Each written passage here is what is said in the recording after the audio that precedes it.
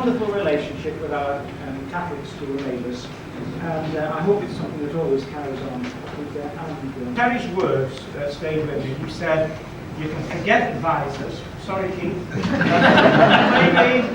Forget advisors. Forget inspectors. Right? Forget governors. Anybody else. Keep the parents happy and the kids working. Right, Terry? Keep the parents happy and the kids working. And at the same day that I went, Frank Fox, who was the divisional, remember him? The division officer, and he said, "It's your school, Tony. You're paid to handle it. I judge the head by the absence of callers at Winslow. Knocking on my door in 5 minutes, there's something wrong, you're not doing it right from the first." Now basically that's true, but it's still true, and it's all about communication between teachers, children and parents, and it's never changed, and you know that, so I'm talking to the converted. And in those days the school council and the LEA supported it. But I made a list of what heads now have to contend with, these people that are sitting down in front of it, and you know more than any. A national curriculum, which I'm totally for, I should have come 20 years ago. Audit commission, special needs, we're actually doing the job. There's nothing positive, it's all catching them out.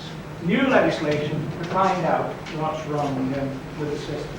Because it seems to be that everybody assumes that teachers are A, incapable, B, incompetent, and C, lazy.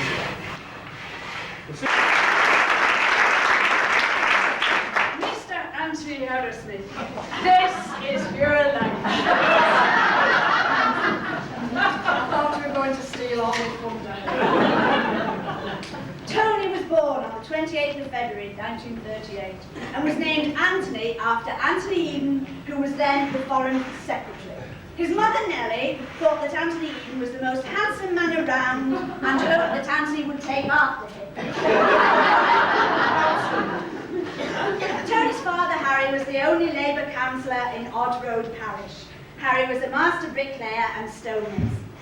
Tony's father worked on the reconstruction of Coventry Cathedral and won the Queen's Medal for services to his craft, especially his work on the clock tower at Radway Green Ordnance Factory. A crowd of onlookers screaming when he finally hit the water.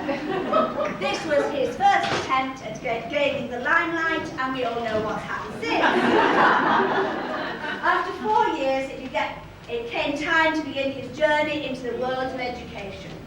Scholar Green Infant School welcomed Tony with open arms. This was a one-room school with 2 formidable schoolmistresses. At 11, Tony won a scholarship to King's School, Macclesfield. This involved a 2-mile walk to and from the station every day.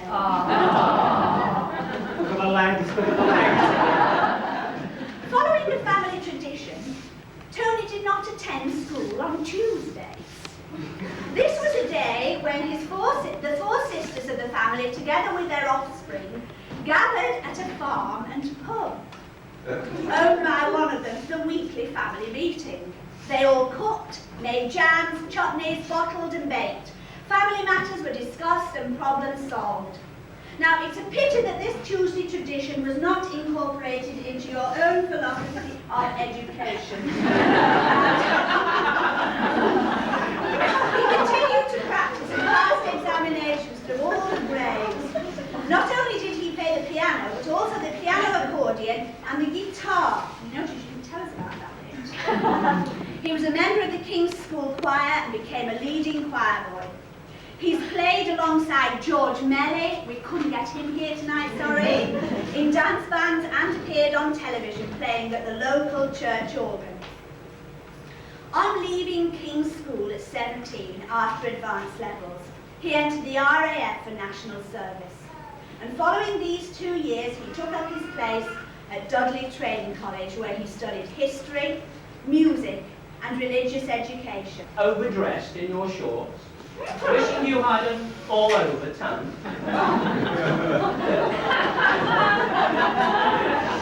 You did, David, you did. In 1960, Tony became a probationer at Sutherland Junior School in Glanton, Stoke-on-Trent. There was a young lady, already a second-year teacher at the school, and she was put in charge of showing Tony the room. Christine proved to be a competent teacher, and it wasn't very long before an old established teacher of the school, but Gert Bridgewood invited them both round for tea. What happened? That's what happened.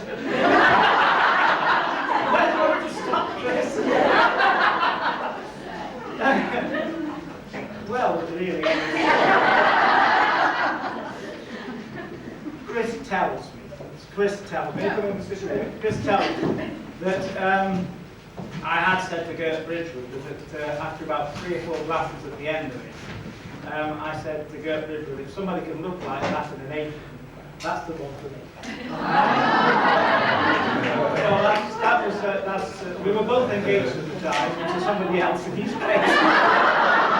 We were married within 6 months. Well, we couldn't think you'd get to know us, did we? Yes, you thought you were going to sit in the office, didn't you? We were all going to run around after you.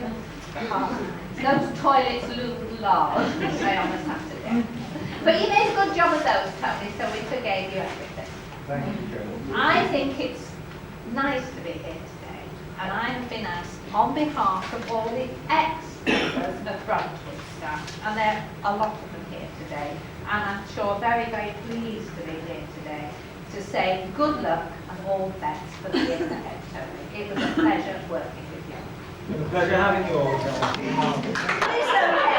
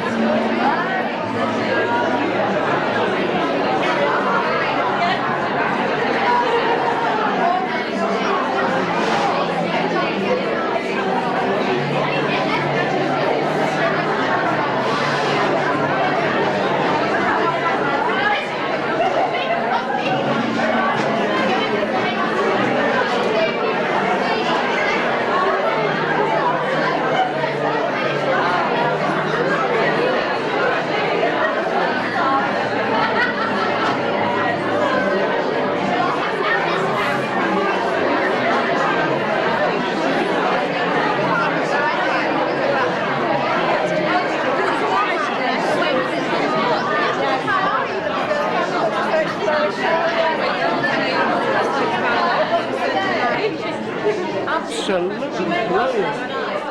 Yeah. Brilliant. It's too nice to cut.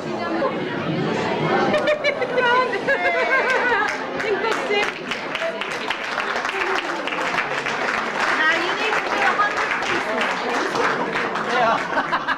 Well, it would last a bit, though in our lot. It's a rather substantial bird. Touch. Touch. I think it's supposed to be a bird thing. It's not a bad thing, Larry, is it? Not a bad. You like that? Surviving now. It'll survive. Well, anyway. And a bench here as well, a very old rustic bench as well. So you see those around the school. you know where it came from. There's no inscriptions or anything, but say, don't you look, the little ladies, don't smash that up, right? Don't you dare smash that up. It's there. So, Leslie, can I present those on behalf of Chris and myself, and hope that plenty of good seats use that, parents, staff and children, and that all the birds come and nest on that. Thank you very much. Thank you.